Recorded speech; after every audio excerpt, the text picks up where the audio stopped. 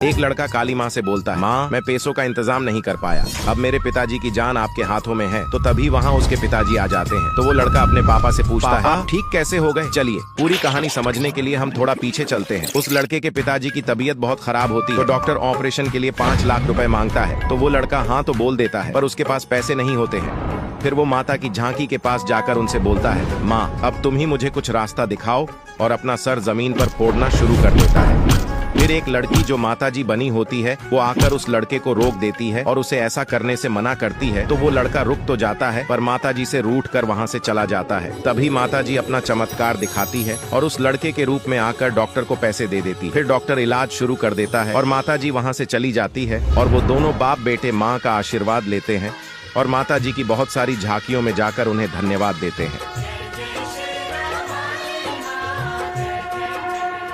एक काला आदमी साबूदाने की खीर बनाता है, तो 3 लड़के बोलते हैं, भैया 3 प्लेट साबूदाने की खीर बना दो। तो वो ठीक है बोलकर बोलता है, बंदर को झूला झुलाऊंगा साबूदाना। पर तभी उसके साबूदाने तो खत्म हो जाते हैं। अरे यार साबूदाना तो खत्म हो गए, अब क्या करूं? तो तभी एक थर्माकोल को देखकर उसका दिमाग चलता है और वो थर्माकोल लाकर बोलता है, हाँ जय की खीर बना दूं, इन्हें कौन सा पता चल रहा हो। और वो थर्माकोल तोड़ने लगता है। तो तभी ऐसा करते उसे एक लड़का देख लेता है। तो वो काला एक बाबा के पास जाकर बोलता है, बाबा उसने मुझे देख लिया है। तो बाबा, तू टेंशन मत कर बच्चा, मैं अभी कुछ करता हूँ। और बाबा एक पुतले को उठाता है और चाकू से उसके पिछवाड़े में मारने लगता है। तो उस लड़के के पिछवाड़े में चाकू लगता है। तो वो लड़का बोलता है, अरे यार ये क्या हो रहा है, रुक मैं अभी आता हूँ। और बाबा तो बहुत चाकू मारता है। तो उस लड़के के पिछवाड़े से खून ही खून निकलने लगता है। और बाबा बोलता है, क्या बच्चा हो गया तेरा काम।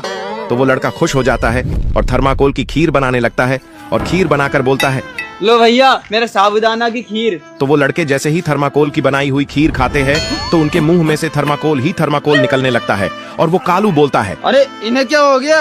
और वो लड़के तो तड़पते ही रहते हैं। तो वो कालू वहाँ से भाग जाता है।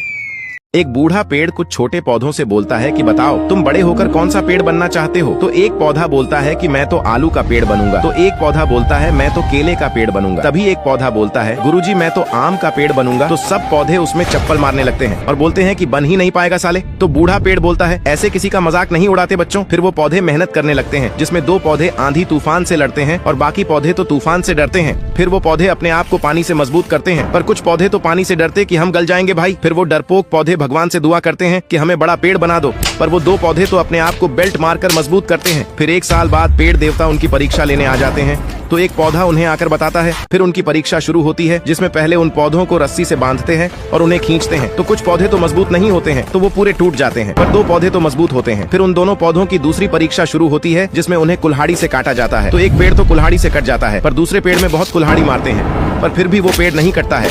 तो उसे परीक्षा में पास कर दिया जाता है और उसे एक बहुत बड़ा पेड़ बना दिया जाता है। फिर एक पौधा आलू का पेड़ बन जाता है, एक ककड़ी का बन जाता है, एक केले का बन जाता है, और वो पौधा जिसका सब मजाक उड़ा रहे थे वो सबसे बड़ा पेड़ आम का बन जाता है। और फिर सब लोग मिलकर उसे सलाम करते हैं।